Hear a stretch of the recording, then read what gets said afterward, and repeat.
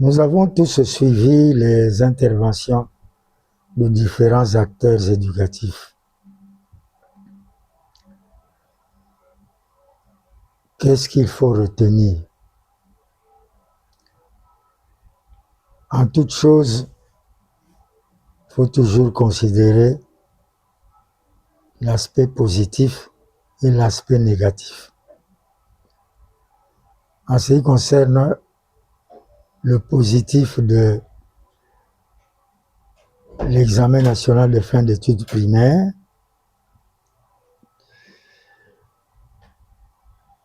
ou force, nous relevons ce qui suit. Le respect du calendrier. Cet examen a été réalisé à la date prévue. Et elle s'est bien déroulée sur l'ensemble de la République démocratique du Congo et même dans les pays voisins où elle est organisée à cause de la présence d'une forte communauté congolaise.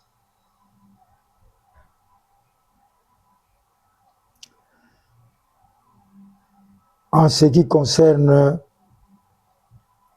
les questions de l'examen, elles ont été conformes au programme selon les participants. Nous aurions voulu rester sur une note positive, mais malheureusement, ce serait ne pas rendre service à tous les intervenants de cette épreuve. C'est ainsi que nous sommes obligés de relever toutes les faiblesses que nous avons notées dans l'organisation de cette épreuve. Il y a d'abord le financement. Pour une épreuve aussi importante, une épreuve nationale, le financement a été assuré par l'inspection générale de l'EPST à travers le test national de sélection et d'orientation scolaire et professionnelle. Donc cette épreuve n'a pas été financée par l'État, alors qu'il y a une importante ligne budgétaire prévue dans l'exercice 2026 pour les évaluations. Le montant est de l'ordre de 200 millions de dollars. Mais l'on est en droit de se poser cette question. Pourquoi n'a-t-on pas pu décaisser une partie de cet argent, de ce montant colossal, pour la passation de l'ENAFEP?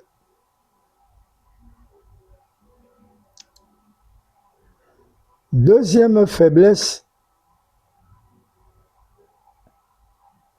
et ici nous devons dire que l'ENAFEP est considéré comme l'examen d'état du primaire. Alors, deuxième insuffisance, c'est la non prise en charge de certains intervenants comme les responsables de l'organisation matérielle. Et vous savez que les responsables de l'organisation matérielle sont les directeurs et directrices des écoles hautes, c'est-à-dire les écoles qui accueillent les candidats à l'ENAFEP. Ces intervenants n'ont pas été pris en compte financièrement, malgré le rôle important qu'ils ont joué dans la réussite de cette épreuve. Ce sont ces chefs d'établissement qui ont fourni des papiers et d'autres matériels indispensables à l'organisation de cette épreuve. Donc, les papiers, les matériels ont été mis à disposition du chef de centre, qui se plaignait d'ailleurs, vous l'avez suivi, hein, du fait que aucun moyen matériel n'a été mis à leur disposition. Alors, il y a lieu de déplorer ici l'attitude de certaines écoles privées qui, malgré la prise en charge de cet examen par le TENASOSP, ont exigé des parents une participation financière. Et non seulement elles ont exigé des frais aux parents pour cet examen, mais elles ont aussi, ces écoles, obligé les parents à s'approvisionner chez elles en tenues scolaires. Des tenues scolaires fabriquées pour la circonstance. Il n'était pas rare de voir les finalistes du primaire arborer des t-shirts au motif de ces écoles privées.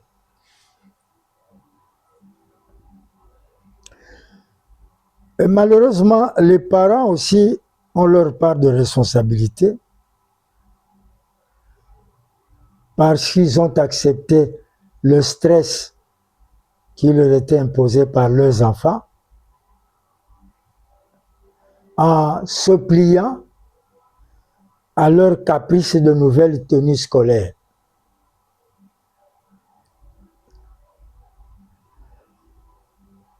Nous demandons aux structures d'encadrement des parents, comme les associations des parents d'élèves et même l'association des éducateurs chrétiens, de véritablement jouer leur rôle. Bon, il y a un aspect que nous ne relevons pas ici, c'est l'aspect surveillance. Parce que nous allons y revenir en détail lorsque nous parlerons du test national de sélection et d'orientation scolaire et professionnelle qui a eu lieu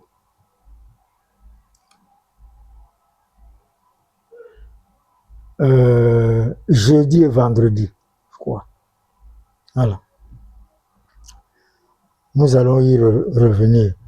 Et à cette occasion, nous parlerons largement de la surveillance. Bon, en conclusion,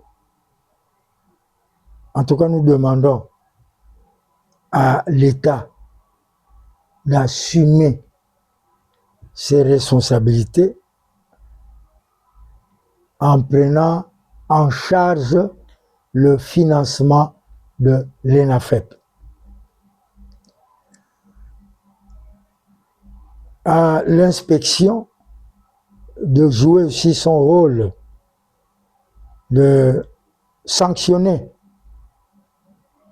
les écoles privées qui s'évertuent de demander de l'argent pour l'ENAFEP et qui obligent les parents à acheter les tenues scolaires chez elles. Et enfin, les parents sont interpellés aussi.